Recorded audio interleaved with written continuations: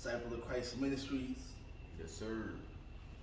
Got my man, the disciple, Miles Cooper. Miles Coop. I'm D West, Mighty Man of God. And this is Things of the Spirit. Sir. Where we just talk about spiritual, we give spiritual enlightenment and talk about things from a spiritual perspective. I want to take on that subject. Jesus leaving Nazareth. Him doing signs of wonders outside of his home. Mm-hmm. And then he came back and it didn't work on the people. Why? Because they didn't have faith in him. No, that wasn't it. Why? So they didn't accept him. No, that wasn't it either. What was it? In the Bible, right, it says, a prophet is not without honor except in his hometown or in his own household. And that is because, right, when you come to a different place in your life, again, in a different spiritual journey that you have became, right, your friends, right, oh, you have changed, oh, Miles, you changed, you acting different, right? They are always going to be the last to see and understand where you was and where you come from, because they still hold on to who they knew you as. Wow. So when Jesus came back home, right, they didn't understand him or respect him as the Son of God. They understand him and respected him as the son of Joseph, the carpenter's son. Wow. This is why you can have a business, right? And you can be selling cookies. You can have a cookie business, a t-shirt business, whatever the case may be. It will always be the people outside of your group that will support you the most. Wow. Outside your friend group. Outside of your group,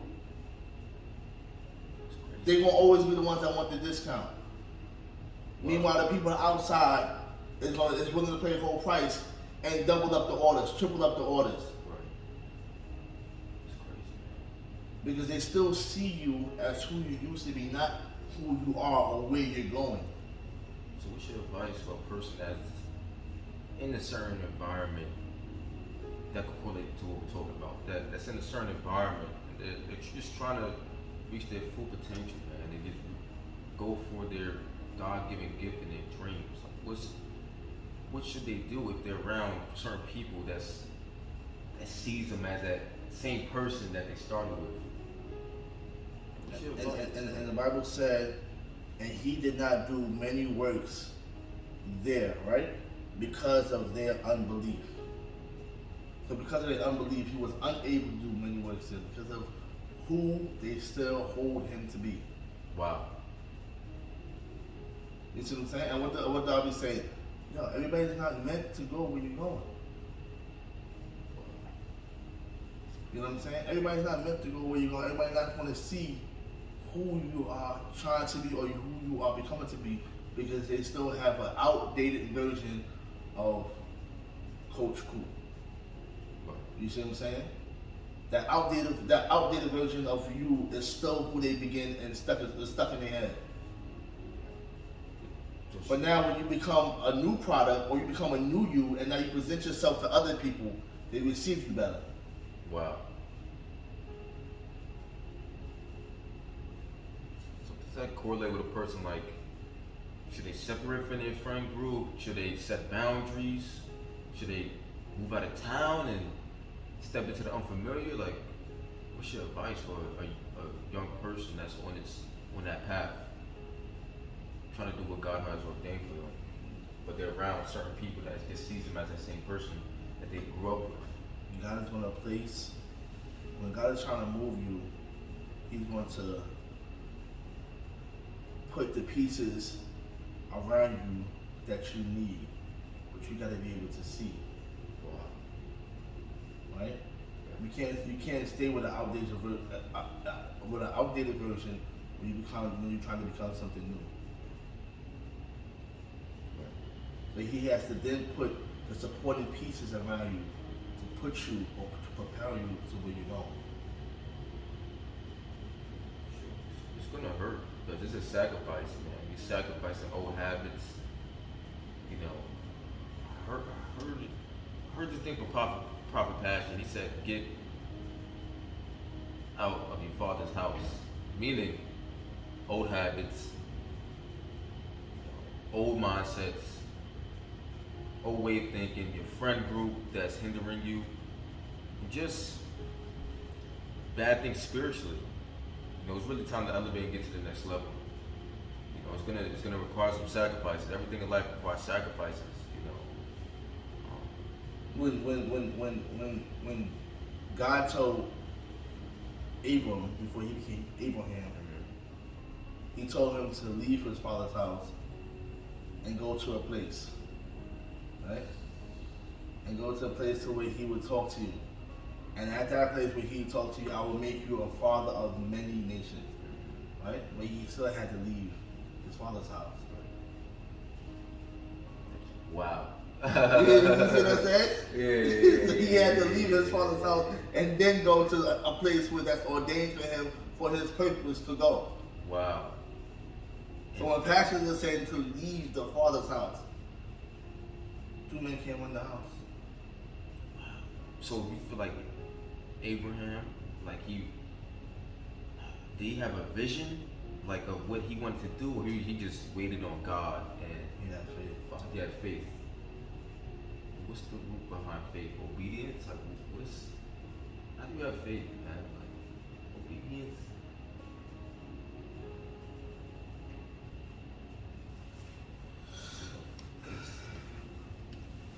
What is faith? That's a good one too. That's a good one too. What is that scripture where God said, "Put all your trust into me"? Mm-hmm. Even Moses and Aaron. So even I'll go. go ahead. Moses and Aaron. You know, Moses like how would I bring the Israelites out of Egypt? How would I tell Pharaoh to let them go? Like, who am I? And God said, like, I have appointed you to do this. I will speak through you, and I will send your prophet Aaron with you to speak alongside with you. You know? And when you have God, when you just operate in your calling, you're just working with God, man. Like, I remember you telling me, even if you're unqualified, even if the circumstances don't fall your way, if the war's closing in on you, you know, the odds are stacked against you, God makes the impossible possible. How can you believe in God if there's no situation? People in the Bible believed in God based off a situation. The God of Isaac, the God of Abraham, God of Jacob. Because of those situations. Without those situations, how can God have faith? How can the Israelites have faith in Moses? You know, it gotta have situations. How can God show you He's real if there's no situation? He had to bring you out. He had to break everything down. He had to break you down and bring you up out of the mud to show you that He is real. You know, what is God without situations? How can your faith be tested? How can you grow? How can you grow? What's life without challenges? How can you grow without challenges? You can't have success without failure. So you need failure in order to be successful. God hardened Pharaoh's heart. He said, I'm going to harden his heart. He's doing that all for a reason. Not just to like make Pharaoh be arrogant. He said, I will harden his heart. He's doing that for a reason, to just show you his strength. You know. Sir. Yep. For him to answer your prayer, like, what moves him? Faith. Wow.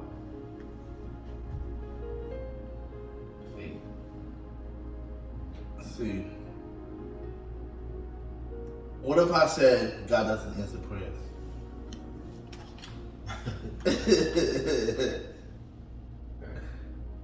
But what if I said he answers the faith and the prayer of the person who's praying?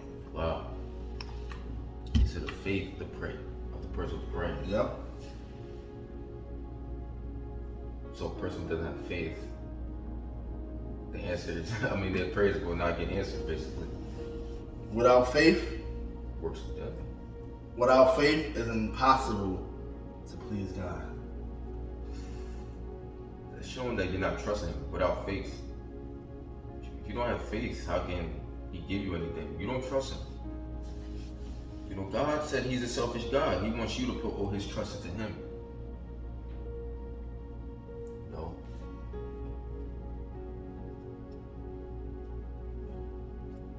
That's when obedience comes into place. Listening to God's voice. Even if it seems hard, just listen to God's voice. You ask and you do not receive, because you ask amiss, that you may spend it on your pleasures. Right? So you can even pray for things that is not within his will. Right? I feel like when a person prays, they don't get the answers, their prayers answered because of the position of their heart and their spirit. They don't know how God moves. You have to position. You have to know your spiritual location and your position. And really know what moves God. What really moves God is love. Let's go back to when was it Abraham about to assassinate Isaac? Mm. God told Abraham to go sacrifice Isaac on the top of the mountain. He was about to do it. He had faith. Like he was going to come back. He had faith he was going to come back down. So was it the love or was it the faith? Was it the love or was it the faith? Because he loved his son. Right? But he had faith that God would provide. What did he tell Isaac? What did Isaac ask him, right? When he was about to sacrifice Isaac. Matter of fact, what did Isaac ask him when it was going up? Father, the fire and the wood Are here. But where's the lamb for the burnt offering? And what did Abraham answer him? He answered, God himself will provide the lamb for the burnt offering, my son. That's when faith. Although that there was no lamb there yet. Where was the lamb? There was no lamb there yet. There was no lamb. So he had faith going up in the mountain. Faith. He had faith. So was it faith or was it love? It's faith. But the angel of the Lord said to, or God even said to Abraham, you showed me that you love me because you listened to my commands. Keep going, read it. Where's the scripture, sir? Oh, okay. I got you. Genesis 22:7. Genesis 22:7. Where's that joint? Genesis 22:7. No, I'm going to the part when the angel of the Lord spoke to Abraham. So verse 9. And when they reached the place God had told him about, Abraham built an altar there and arranged the wood on it. He bound his son Isaac and laid him on the altar on top of the wood. Then he reached out his hand and took the knife to slay his son. But the angel of the Lord called out to him from heaven, Abraham, Abraham. And Abraham replied, here I am. The angel of the Lord said, do not lay a hand on the boy. He said, do not do anything to him. Now I know that you fear God, because you have not withheld from me your son, your only son. I know some scriptures that said love. Which one? What part? It was in that, I don't know, it's a different version. You gotta know that you love God or what? What did it Love say? God, something like that. I don't know if it's King James Version. It wasn't. Hmm?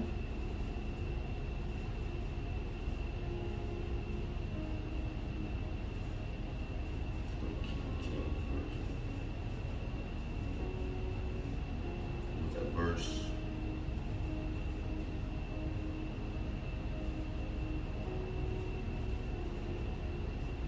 For I know that thou fearest God. Mm-hmm. So, I think you're right. It is a faith. It is a faith, man. And the fear of God. Obeying His commands. Obedience. Obedient. I think that's what moved But on. Abraham's sacrifice, or Abraham bounded his son and about to use a knife to kill him, right? Was for something that was to come. God sacrificing Christ for us. Wow. That's deep. Because we could go deep from here, bro. Mm.